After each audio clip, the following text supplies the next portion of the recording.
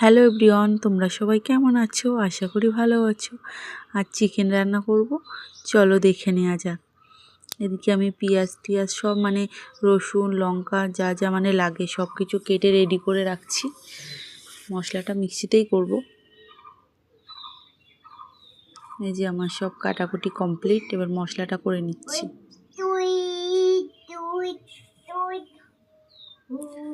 গ্যাসটা ধরিয়ে কড়াইটা বসিয়ে দিলাম। আর চিকেনটা সর্ষের তেল দিয়েই করব।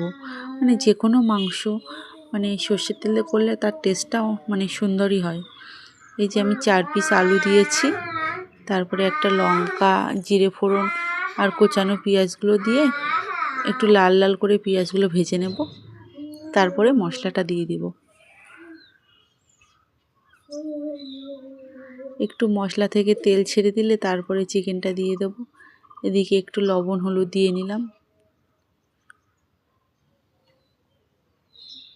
মশলাটা আমার হয়ে গেছে, এবার চিকেনটা ঢেলে দিচ্ছি।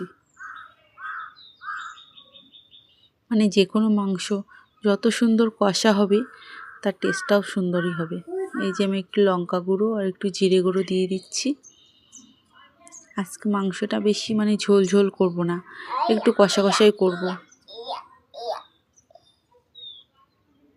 দেখো আমার কষানো কমপ্লিট, এবার আমি জল ঢেলে দিচ্ছি।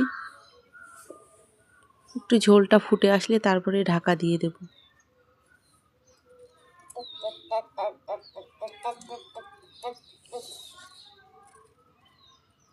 এই যে আমার মাংস হয়ে এসছে দেখো। এবার নামানোর আগে একটু গরম মশলা ছড়িয়ে দিলেই হয়ে গেল। এবার আমি নামিয়ে নেব, বেশি ঝোল রাখবই না। এবার আমি নামিয়ে নিচ্ছি।